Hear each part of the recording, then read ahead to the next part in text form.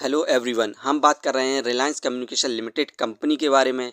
यहाँ पर इस कंपनी से अपडेट निकल कर आ रही है, जिसमें ये कंपनी अपना Q1 रिजल्ट फाइनेंशियल ईयर 2027 की डेट को अनाउंस कर दिया है। इस कंपनी का हम कंप्लीट स्टॉक एनालिसिस करेंगे। इसमें हम जानेंगे इस कंपनी में जो लंबे समय से हमें गिरावट देखने को मिल रही है उसकी कौन सी मेन कारण है, और साथ में इस कंपनी को बाय सेल होल्ड हमें क्या करना चाहिए आगे, सभी को बात करेंगे। तो आइए वीडियो को स्टार्ट करते हैं। Reliance communication Indian telecom company है। इस कंपनी का हेडक्वार्टर्स नावी मुंबई में है। वर्क प्रोफाइल की बात करें तो ये company enterprises networking, data centre service, fixed line communication और ग्लोबल क्लाउड टेलीफोनी का कार्य करती है। रिलायंस कम्युनिकेशन लिमिटेड कंपनी का शेयर प्राइस अभी 82 पैसे चल रहा है। आज के दिन इस कंपनी में हमें 2.50% के रिटर्न्स देखने को मिल रहे हैं, जो कि पॉजिटिव रिटर्न्स हैं। कंपनी का ओपनिंग प्राइस 81 पैसे था, हाईएस्ट 82 पैसे गया और लो 80 पैसे रहा। एक साल का 52 वीक रेंज की बात करें तो एक साल का लो प्राइस 75 पैसे था, हाईएस्ट ₹1.90 तक गया था। 5 साल का ग्राफ देखें तो 5 साल में कंपनी का हाईएस्ट प्राइस ₹4.30 था, जिसके बाद से लगातार गिरावट देखने को मिली और 5 साल में इस कंपनी के द्वारा हमें 72.67% की गिरावट देखने को मिली है। 5 साल में कंपनी का लोवेस्ट प्राइस 75 पैसे था और हाईएस्ट ₹4.30। यहाँ पर इस कंपनी से जो अपडेट निकल कर आ रही हैं उन सभी को हम देखते हैं। Reliance communication COC meeting schedule on August 13, 2026 under CIRP company affairs manage by resolution professional since June 2029 28 जून।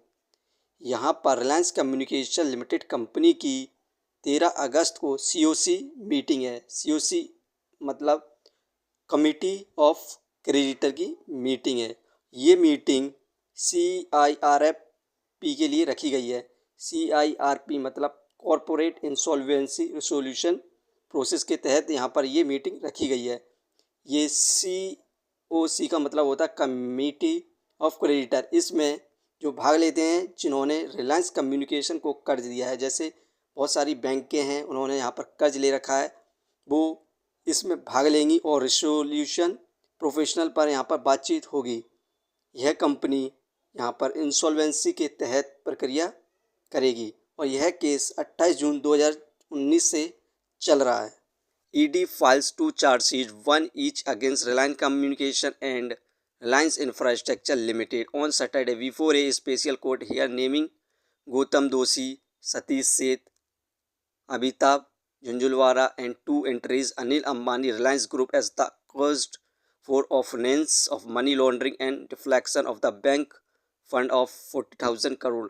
यहाँ पर ED ने 2 चार्जशीट दायर करी है Anil Ambani group of company के ऊपर, एक रिलायंस कम्युनिकेशन और सेकंड रिलायंस इंफ्रास्ट्रक्चर के ऊपर।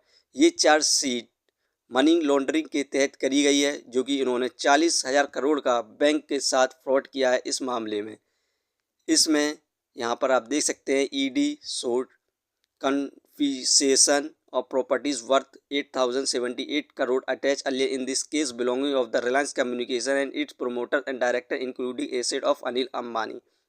यहाँ पर ED ने अभी तक 8,058 करोड़ के एसेट को जब्त कर लिया है रिलायंस कम्युनिकेशन और उनके प्रोमोटर्स और डायरेक्टर की। अभी यहाँ पर छानबीन जारी है, आगे हमें और ज़्यादा यहाँ पर एसेट को जब्त यहाँ पर ED के द्वारा किया जा सकता है। यही कारण है कि ये केस लंबे समय से चल रहा है और लगातार इससे अपडेट आने के कारण कंपनी में हमें गिरावट देखने को मिलती है। रिलायंस कम्युनिकेशन लिमिटेड कंपनी ने अपना Q1 रिजल्ट फाइनेंशियल 2027 की डेट को अनाउंस कर दिया है, जो कि 13 अगस्त है। 13 अगस्त को ये कंपनी अपना नेक्स्ट क्वाड्रेंट रिजल्ट घोषित करने वाली है। उसमें यदि कंपनी को यहाँ पर प्रॉफिट होता है तो हमें कंपनी में दोबारा से यहाँ पर तेज़ी देखने को मिल सकती है। आपको वेट करना होगा 13 अगस्त का। यदि उसमें प्रॉफिट होता है तो आप इन्वेस्टमेंट करने की सोच सकते हैं। यहाँ पर Q4 रिजल्ट की परफॉर्मेंस की बात करें तो रेवेन्यू 81 करोड़ हुआ था, हमें इंक्रीमेंट देखने को मिला था क्वार्टरली बेसिस पर 58% का। नेट प्रॉफिट में हमें लॉस देखने को मिला है 3,098 करोड़ का, ज़बरदस्त लॉस हुआ था। कंपनी में हमें लगातार गिरावट देखने को मिली है। यही कारण है कि कंपनी में लगातार गिरावट हो रही है, क्योंकि एवरी क्वार्टर ये कंपनी यहाँ पर लॉस कर रही है। फंडामेंटली देखें तो मार्केट कैपिटलाइजेशन 232 करोड़ एक पेनी स्टॉक्स है। इस हिसाब से इस कंपनी की मार्केट कैप ठीक है। Depth of equity -0.46। इस कंपनी पर बहुत तगड़ा कर्ज है, ये एक बैंकरप्ट कंपनी भी है। Return of equity 0.31। इस कंपनी के द्वारा हमें पर ईयर 1% के भी रिटर्न देखने को नहीं मिल रहे हैं। Earning per share -40.23। Earning per share बहुत ज़्यादा नेगेटिव में है। डिविडेंड दे नहीं रही है। Book value -370.87। इस कंपनी का जो शेयर प्राइस चल रहा है बहुत ज़्यादा हाई प्राइस पर चल रहा है। Face value 5। फ्रेंड्स, ये कंपनी फंडामेंटली काफ़ी ख़राब है और इस कंपनी को एवरी क्वाड्रेंट लॉस भी देखने को मिल रहा है, बहुत तगड़ा लॉस देखने को मिल रहा है। और ये कंपनी एक बैंकरप्ट कंपनी भी है, तो फिलहाल के लिए इन्वेस्टमेंट ना करें। यदि Q1 रिजल्ट फाइनेंशियल ईयर 2027 में कंपनी में प्रॉफिट देखने को मिलता है तो आप इस कंपनी पर मल्टीबैग रिटर्न्स प्राप्त कर सकते हैं और रैली देखने को मिल सकती है, लेकिन आप फिलहाल के लिए इस कंपनी पर बिल्कुल भी इन्वेस्टमेंट ना करें। ये वीडियो सिर्फ एजुकेशन पर्पस के लिए थी। यदि आप किसी भी कंपनी या स्टॉक्स पर इन्वेस्ट करते हैं तो एक बार अपने फाइनेंसर्स और एक्सपर्ट की सलाह जरूर लें। कभी भी लोन लेके इन्वेस्टमेंट ना करें, वरना आप भारी मुसीबत में पड़ सकते हैं। कंपनी के बारे में जानकारी सही लगी हो तो अपने चैनल को सब्सक्राइब करें, जिसका नाम है स्टॉक एनालिसिस। धन्यवाद।